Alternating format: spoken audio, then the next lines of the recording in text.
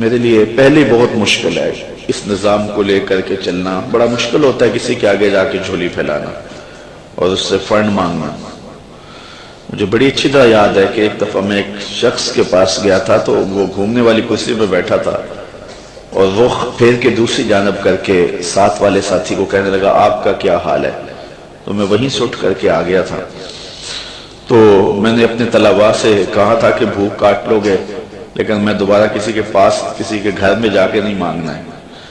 ہم اتنے پریشان تھے کہ حال دل سوزاں. ان سے بھی کہا کہ جو غم گسار نہ تھے. خیر میں نے ایک بات اس کو ضرور کہی تھی.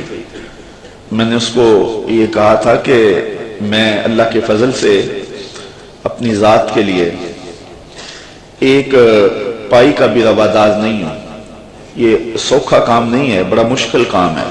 میں اس پورے مجمع میں کہہ رہا ہوں, پوری دنیا میں کہتا ہوں کہ کوئی ایک شخص بھی اٹھ کر کے میرا طلب کرنا تو دور کی بات ہے, میرے رویے کا لالچ بھی بتا دے تو میں دین کا کام کرنا چھوڑ دوں گا.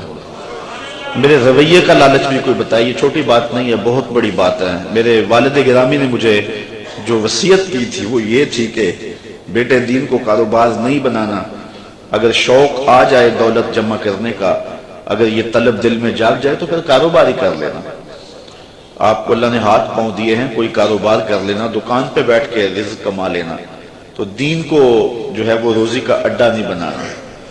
تو اللہ کے فضل سے آپ نے میرے رویے سے بھی میرے طرز زندگی سے بھی یہ بات نہیں دیکھی ہوگی. اور یہ بات کہنا بہت مشکل ہے جب علم کی بولیاں لگ رہی ہوں اور جب 50-60 ہزار روپے کے اندر تقریریں بک رہی ہوں تو ایک بندہ سویر سے لے کے شام تک کالا کالا رسول اللہ کا نغمہ لے کر کے گھومے تو یہ بہت بڑی سعادت ہے.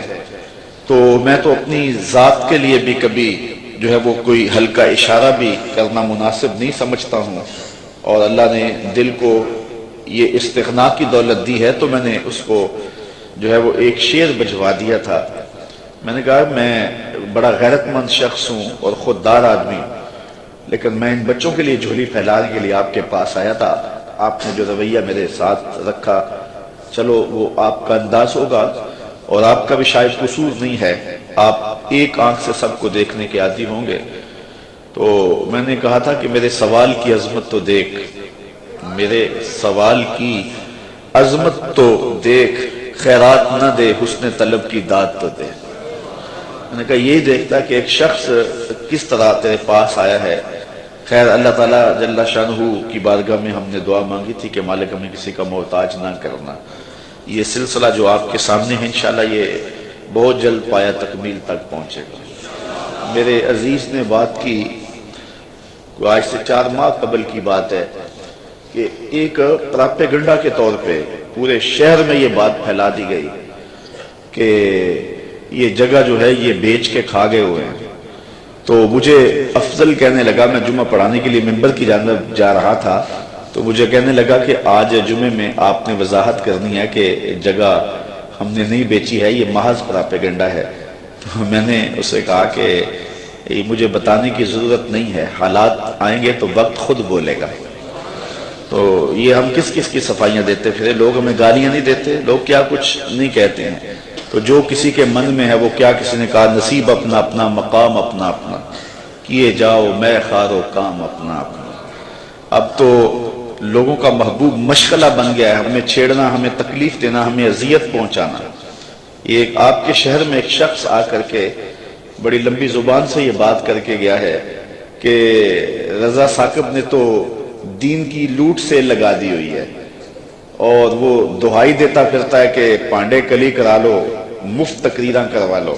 اس نے تو دین کے وقار کو مجروح کر دیا ہے. یہ دیکھو بت کہیں ہمیں کافر خدا کی مرضی. یہ بھی وقت آنا تھا کہ جو دین کو بیچ رہے ہیں وہ کہہ رہے ہیں کہ یہ دین کی لوٹ سے لگا رہے ہیں. اور اس نے جو ہے وہ یہ کیا تماشا بنایا ہوا ہے, یہ دین کے وقار کو مجروح کر دیا ہے, دین کو سستا کر دیا اس نے, اور اس نے لوٹ سے لگائی ہوئی ہے. یہ مفت تقریریں کرتا ہے. تو میں نے کہا صاحب میں کب مفت تقریریں کرتا ہوں, یہ تمہیں غلط فہمی ہے کہ میں مفت تقریریں کرتا ہوں.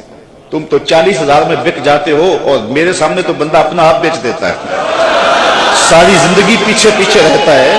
تم تو 40,000 میں اپنا سودا کر لیتے ہو, تو ساری زندگی نام لگا دیتا ہے.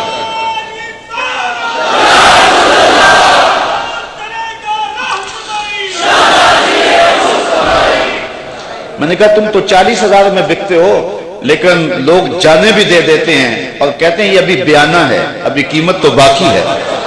تو میں نے کہا کون کہتا ہے کہ ہم مفت تقریریں کرتے ہیں؟ یہ سازش ہے کہ ہم مفت تقریریں کرتے ہیں۔ لوگ تو اپنی جان بھی مارنے کے لیے تیار ہیں۔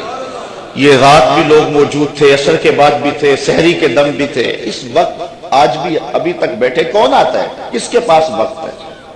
کیا عمرے کے ٹکٹ رکھے جاتے ہیں کہ لوگ جمع ہو جائیں، کیسی کیسی سریلے آوازیں لگائی جاتی ہیں لوگ جمع ہوں؟ یہ میرے پاس کیا ہے؟ لفظ بھی ٹوٹے ہوئے، لہجہ بھی سلامت نہیں، لیکن یہ طلبہ ہیں تو کھچے چلے آ رہے ہیں، کہاں کہاں سے آ رہے ہیں، محبت کرنے والے ہیں کہ سب کچھ نچھاور کر رہے ہیں۔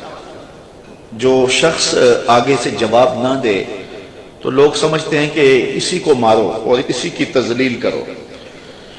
اور دوسری بات یہ ہے کہ جب کام ہوتا ہے تو مخالفت بھی ہوتی ہے۔ یہ 108 بچے فارغ ہو رہے ہیں، اصل مخالفت تو اب شروع ہوگی۔ تو مجھے ایک صاحب ذمہ دار ہیں، بزرگ ہیں، تو وہ کہنے لگے کہ کچھ لوگوں کے کنایتم جو ہے وہ ذکر کرنے کے بعد کہ یہ سارے لوگ آپ کی مخالفت کرتے ہیں، آپ کا مقابلہ کر رہے ہیں۔ تو میں نے بڑے حیرت سے کہا میرا مقابلہ تو نہیں کر رہے۔ کہنے لگے نہیں تم بولے آدمی، تمہیں نہیں پتا، یہ تمہارا مقابلہ کر رہے ہیں۔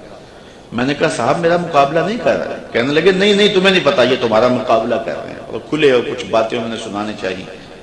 میں نے کہا کیسے مقابلہ کرتے ہیں؟ میں ایک مہینے میں 70 درس دیتا ہوں، اگر یہ 71 دے تو مقابلہ ہونا۔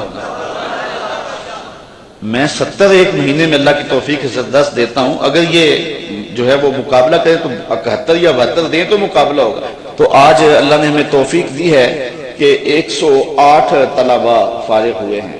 اگر کوئی مقابلہ کرنا چاہے ہمارا تو ہمیں خوشی ہوگی کہ وہ 109 فارغ کرے۔ کاش کہ ایسے مقابلے کا ماحول پیدا ہو جائے۔ فاستبقوا الخیرات، اس مقابلے کی ترغیب تو رب نے بھی دلائی ہے، نیکی کے کاموں میں ایک دوسرے سے آگے بڑھنے کی کوشش کریں۔ کاش کہ اس طرح کے مقابلے کا ماحول پیدا ہو جائے تو یہ ہمارے لیے خوشی ہے۔ مزید اچھی ویڈیوز دیکھنے کے لیے ہمارے چینل کو سبسکرائب کریں اور ویڈیوز کو لائک کمنٹ کریں اور دوستوں میں شیئر کریں۔ اللہ تعالیٰ آپ کو جزا عطا کرے۔ جزاکم اللہ خیرا کثیرا۔